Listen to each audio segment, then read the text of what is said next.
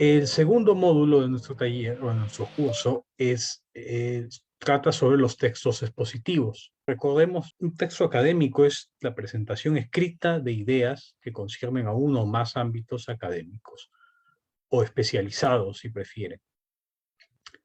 Y el texto producido, digamos, en este texto académico producido, está dirigido a los especialistas de dichos ámbitos. Es decir, es un texto que trata de presentar algunas ideas que conciernen a varios ámbitos académicos y por ello podemos decir que dicho texto está dirigido a las personas que son especialistas. Entonces, se entiende pues que en un texto académico vamos a poder hablar con ciertos conceptos, con de ciertos términos que ya se entienden en esa comunidad académica. Vamos a poder hablar de temas que son de interés a esa comunidad académica de expertos y que no necesariamente pues van a resultar siendo aburridos para ellos, ¿no? Un texto académico en realidad es un caso especial o un tipo especial de texto expositivo. Vimos la semana pasada que la escritura puede subdividirse en dos tipos: la escritura literaria, que normalmente está relacionada a la ficción, pero no solo la ficción, puede estar relacionada a la poesía o incluso en algunos casos al ensayo, aunque el ensayo es una categoría mucho más complicada que no vamos a tratar aquí. Puede haber ensayos académicos, pero con vocación más literaria, pero no nos vamos a complicar la vida en este caso.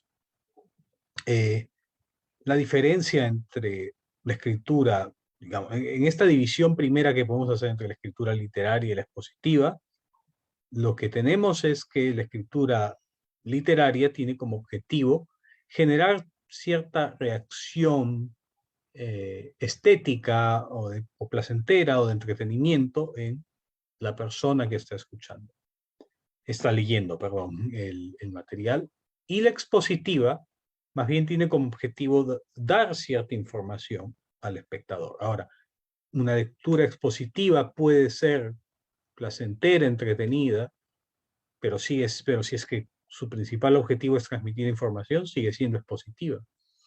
Del mismo modo, una obra de literatura puede ser que nos dé bastante información sobre muchas cosas y sucede con con varios libros que, por ejemplo, son crónicas, ¿no? O sea, obras de ficción, pero que de alguna manera tratan mediante esa ficción hechos reales, ¿no? Por ejemplo, eh, algunos textos que se han escrito sobre algunas situaciones sociales de corrupción y que el autor, el periodista que ha hecho toda esa investigación, para protegerse ha preferido cambiarle los nombres a las personas. Pero en realidad es un trabajo de ficción aquel, porque finalmente el autor no se responsabiliza legalmente hablando por las afirmaciones que se pueden colegir o que se pueden suponer que se están diciendo sobre la realidad. Entonces, la diferencia entre la escritura expositiva y la literaria es esa, que la expositiva pretende transmitir ideas y la literaria más bien pretende generar una reacción de goce estético, de placer o de entretenimiento en el lector. Es un poco como la diferencia entre cuando vemos una película documental, el cine expositivo si uno quiere, y si viéramos una ficción, que sería el cine literario en ese sentido, ¿no? Si vemos una película como, por ejemplo, Batman o El Padrino o cualquier película que se suele, digamos, considerar una ficción, pues estamos en paralelo con lo literario. Pero si estamos viendo un documental sobre, por ejemplo, los animales de la selva o del valle, o el Valle del Mantaro, por ejemplo, de repente estamos viendo un documental sobre qué animales, o qué especies de animales o de plantas hay ahí, o incluso podemos ver documentales sobre las poblaciones, de las diversas poblaciones que hay en el país o sobre la situación económica del país, etcétera, pues estamos entrando en el terreno de lo expositivo, normalmente al menos. Entonces,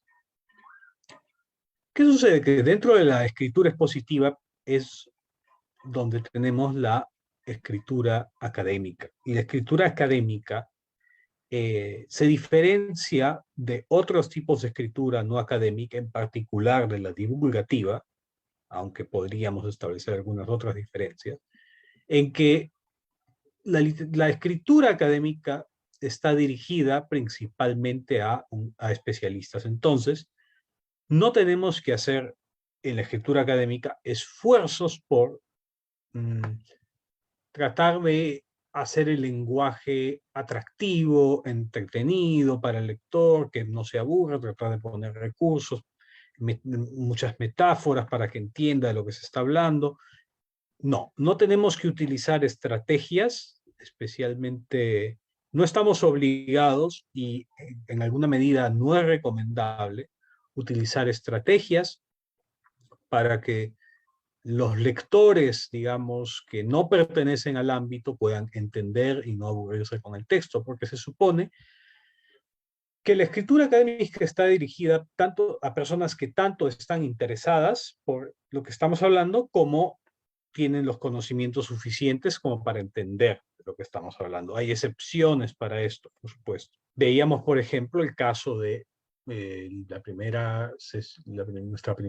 módulo, que había un matemático que había escrito un nuevo teorema a partir de un lenguaje totalmente distinto y que nadie podía entenderlo. Eso es muy común en las matemáticas, porque a menudo para demostrar un teorema matemático o un postulado matemático uno tiene que inventar un lenguaje, una serie de nuevas convenciones, nuevos signos que te permiten demostrar lo que quieres demostrar.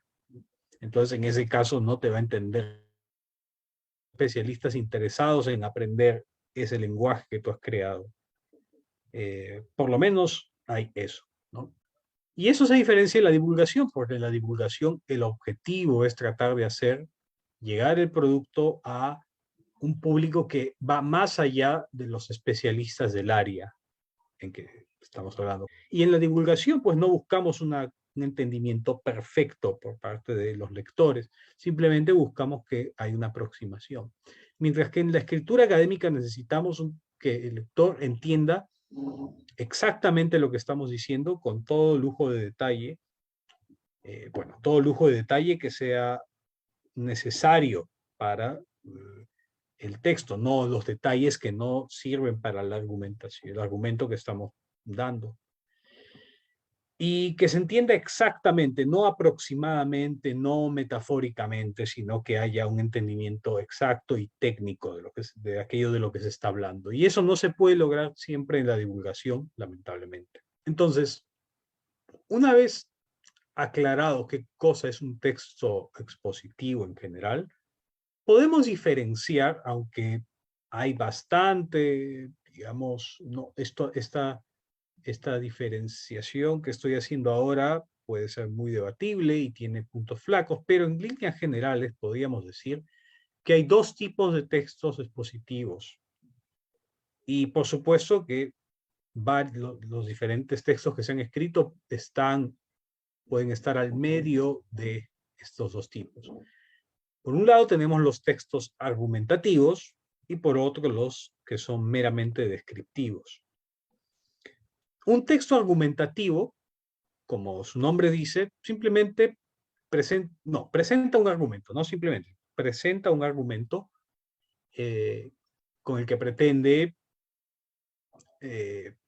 demostrar o por lo menos dar una justificación sólida y fuerte para una conclusión o varias conclusiones en algunos casos.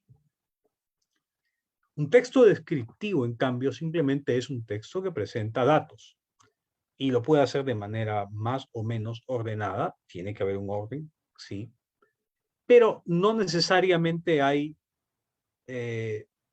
digamos, después de la presentación de los datos, una gran conclusión a la que se va a llegar.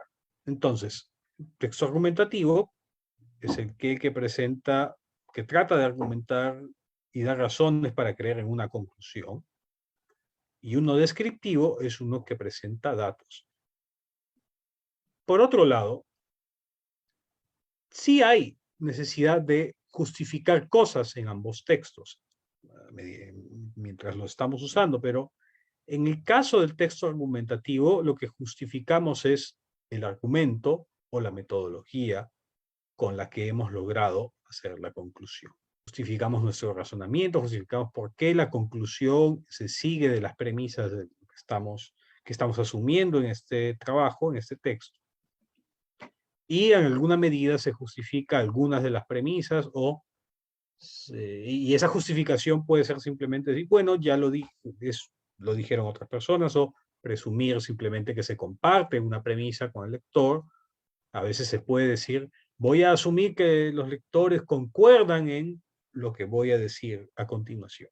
Y si el lector no está de acuerdo, pues tendrá sus razones para ello y podrá, siendo un especialista, tratar de criticar el estudio porque no se ha mostrado ese tipo de problema. Pero por lo menos, si es que quien escribe ha podido plantear un buen argumento a partir de las premisas que asume, entonces por lo menos podrá quizá haber mostrado convencido con su argumento a otros lectores que sí asumen todas las premisas del trabajo. Pero en el caso del texto descriptivo, como no tenemos un argumento, lo que tenemos que justificar es el uso de ciertas fuentes o instrumentos por medio de los cuales hemos obtenido los datos de los que estamos hablando. Y en algunos casos esto quizá no sea necesario. ¿Por qué? Simplemente porque a veces en un texto descriptivo lo único que hacemos es, por ejemplo, nos piden hacer una monografía sobre la obra literaria de un autor X que tiene en total 2 libros, ¿no? Entonces, como que es muy difícil hablar ahí de una metodología o de una fuente, porque ya se sabe cuáles son los libros y ya se sabe, digamos, qué se tiene que hacer. Se tiene que leer y tomar notas, entonces no hay una gran justificación. Pero en la medida que haya una justificación necesaria en un texto descriptivo, es aquella que tiene que ver con las fuentes e instrumentos. Ahora, otra cosa que se puede justificar dentro de un texto argumentativo es la estructura. Pero la estructura del texto argumentativo difiere de la del texto descriptivo, porque la estructura del texto argumentativo se basa en el argumento del que estamos tratando de plantear. Y vamos a ver esto dentro de un momento a partir de algunos ejemplos de estructuras de textos académicos. No vamos a ver muchos textos, no vamos a ver acá ningún artículo científico porque eso es a lo que nos vamos a dedicar el día de mañana. Pero sí algunos textos académicos, sobre todo libros, es lo que vamos a ver hoy día. Porque nos dan normalmente una idea mucho más general de cómo se estructura, o no mucho más general. Sí, mucho más general, pero desde el punto de vista del texto académico. A lo que muchos textos académicos aspiran es a tener, digamos, la sistematicidad que suele tener un buen libro. Incluso algunos artículos se tratan de presentar o bien como un capítulo que podría ser parte de un libro o como un libro pequeño o un texto que potencialmente será convertido en el futuro en un libro, o bueno, simplemente un trabajo digamos, que no aspira a convertirse en un libro, pero probablemente porque en el fondo, digamos, tampoco la cantidad de texto que se puede escribir sobre el tema quizá no dé para escribir un libro. Ahora, la estructura, por lo tanto, del texto argumentativo tiene que ver con los pasos con los cuales establecemos la argumentación. Entonces podemos tener un primer capítulo donde presentamos las premisas del estudio, damos alguna justificación para esas premisas, o en todo caso establecemos de cuáles no vamos a dar justificación, etcétera, etcétera. Luego, en otro capítulo, lo que hacemos es quizá desarrollar un primer argumento en favor de algunos otros enunciados que necesitamos demostrar para llegar hasta la conclusión. Luego seguimos con otros, y así seguimos una cadena de razonamiento. A menudo necesitamos algunos capítulos para definir bien algunos términos y algunos conceptos que nos van a servir después para poder desarrollar nuestro argumento, porque si no aclaramos algunos conceptos o términos, entonces no nos vamos a entender, simplemente es como que yo empiece a hablarles ahora de, digamos, la consistencia académica, ¿no? Y me pongo a hablar de la consistencia académica, que es importante, que hay que usarla, pero si no defino en ningún momento, ustedes no van a saber de qué estoy hablando. De hecho, me acabo de inventar el término, no conozco que hasta donde yo sé no existe un concepto llamado consistencia académica, pero si yo empezara a usarlo tendría que definirlo, porque no es evidente qué significa consistencia académica, puede significar muchas cosas. Pero en el caso del texto descriptivo, más bien la estructura tiene que ver con la clasificación que hacemos de los datos que vamos a presentar y vamos a ver cuáles pueden ser las formas en que se pueden clasificar esos datos. Voy a adelantarme un poco y voy a decir que suelen ser de dos clases. Una clasificación histórica, cuando tiene sentido establecer una jerarquía histórica entre los datos, normalmente del pasado hacia el futuro, bueno, por ejemplo, cuando son datos históricos, ¿verdad? Si estamos haciendo un texto sobre la historia del imperio mochica y tenemos, o del reino mochica, o del estado mochica, o de la civilización mochica, o la cultura mochica, etcétera, etcétera. Y tenemos dentro de, y ese estudio, digamos, es un estudio además que incluye una propuesta de cronología y que eso es lo principal del texto, entonces tendría mucho sentido clasificar históricamente la información desde el pasado hacia el futuro. La clasificación contraria desde el futuro hacia el pasado tampoco es, podría ser interesante cuando se quiere, digamos, innovar narrativamente, sobre todo en textos de divulgación o por ahí, como una forma de, digamos, intentar reconstruir el pasado desde la experiencia del presente, ¿no? Podría servir eso, pero normalmente lo que se hace es del pasado hacia el futuro. Pero por otro lado también puede haber una clasificación temática y cuando hacemos una clasificación temática, pues a veces podemos tener que si estamos presentando, por ejemplo, como vamos a ver dentro de un momento, la geografía del Perú, pues vamos a tener que hablar un poco sobre la geografía marina, sobre la geografía, eh, digamos, de la costa, la geografía de la Amazonía, de varias partes de la Amazonía, además, la geografía de los lugares con mayor diversidad biológica, los lugares donde no hay mucha diversidad biológica, donde hay más personas que se contactan con esa geografía, etcétera, etcétera. Y podrá ser posible en algunos casos establecer una jerarquía en esa información cuando hay una información que tiene, digamos, que está presupuesta por otra información, o a veces no hay, no es posible y simplemente ponemos los datos como podamos y ya el lector incluso hasta le recomendamos que siga, que lea la introducción, los dos primeros capítulos y de ahí que lea como quiera. Eso es lo que suele suceder, por ejemplo, cuando se diseñan las enciclopedias o los diccionarios especializados. Tenemos que los editores de estas publicaciones, enciclopedias o diccionarios especializados, tratan de presentar un conjunto de información, a menudo sobre el estado del arte o de la investigación o de la cuestión de toda una disciplina o una subdisciplina que más o menos grande. Por ejemplo, si quisiéramos hacer una enciclopedia sobre los estudios de biología, digamos, marina, ¿no? Sobre la biología marina, tendríamos que hacer diferentes entradas, ¿no? Sobre, por ejemplo, la biología marina en Europa, en Sudamérica, o quizás incluso dividirlo por países, la geografía marina cercanas a las zonas costeras, la geografía marina es, digamos, la ecología marina, perdón, cercana más bien a las zonas que están más cerca al fondo del mar, etc.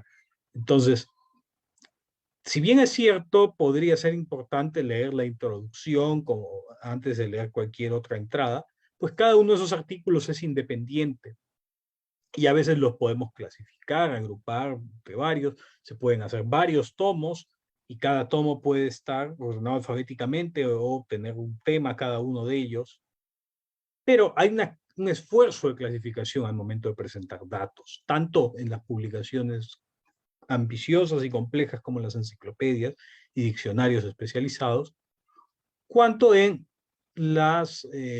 otras publicaciones más simples, que son los artículos de revisión que se publican en muchas revistas científicas, que presentan el estado de la cuestión de de algunos temas de estudio, o en los metaestudios. De esos dos últimos no vamos a hablar hoy día. Entonces, la estructura, cualquier texto expositivo del tipo que sea, tiene que tener una estructura, y esa estructura tiene que ver o bien con el argumento o bien con la clasificación que hagamos de los datos que vamos a presentar. Esas son al menos las principales posibilidades.